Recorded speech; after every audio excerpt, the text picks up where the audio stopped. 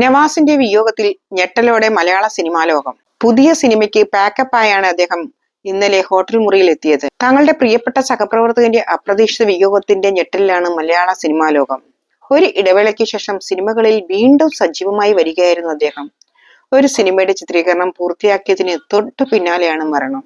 നടൻ കലാഭവൻ നവാസ് അഭിനയിച്ചുകൊണ്ടിരിക്കുന്ന പ്രകമ്പനം എന്ന സിനിമയുടെ ഷൂട്ടിംഗ് കഴിഞ്ഞ് ചോറ്റാനിക്കരയിലെ ഹോട്ടൽ മുറിയിൽ എത്തിയതായിരുന്നു. മുറിയിൽ മരിച്ചു കിടക്കുന്നതായും റൂബോയാണ് കണ്ടത്. കഴിഞ്ഞ 25 ദിവസങ്ങളായി ഇതേ ഹോട്ടലിൽ തന്നെയായിരുന്നു നവാസ് താമസിച്ചിരുന്നത്.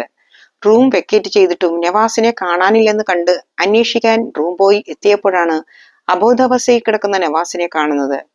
കലാഭവൻ നവാസ് റൂമിലെ വാതിനരികിൽ വീണ് കിടക്കുകയായിരുന്നെന്നും റൂം ലോക്ക് ചെയ്തിട്ടില്ലായിരുന്നെന്നും ഹോട്ടൽ ജീവനക്കാരൻ പറഞ്ഞു. ഹോട്ടലിലുണ്ടായിരുന്ന മറ്റു സിനിമാ താരങ്ങൾ മുറി ഒഴിഞ്ഞിട്ടും നവാസിനെ കാണാതായതോടെ റിസപ്ഷനിൽ നിന്നും അദ്ദേഹം താമസിക്കുന്ന മുറിയിലേക്ക് ഫോണിൽ വിളിച്ചിരുന്നു. കിട്ടാതായതോടെ നവാസിനെ അന്വേഷിക്കാനെത്തിയ റൂം ബോയ് വാതിൽ തുറന്നു കിടക്കുന്നതായാണ് കണ്ടത്.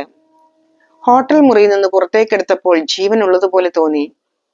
എന്നാൽ ആശുപത്രിയിൽ എത്തിയപ്പോഴേക്ക് മരിച്ചുവെന്നും ഹോട്ടൽ ഉടമ സന്തോഷ് പറഞ്ഞു. ഹാസ്യത്തിന്റെ ലോകത്ത് അതുല്യമായ ഒരു ചാപ്റ്റർ ഇന്ന് അവസാനിച്ചു. നമ്മുടെ കലാഭവൻ നവാസ് ഇനി നമ്മളോടൊപ്പം ഇല്ല എന്നത് വിശ്വസിക്കാൻ കഴിയുന്നില്ല.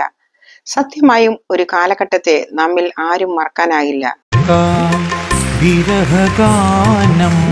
ഹാസ്യത്തിന്റെ ലോകത്ത് അതുല്യമായ ഒരു ചാപ്റ്റർ ഇന്ന് അവസാനിച്ചു. നമ്മുടെ കലാഭവൻ നവാസ് ഇനി നമ്മളോടൊപ്പം ഇല്ല എന്നത് വിശ്വസിക്കാൻ കഴിയുന്നില്ല.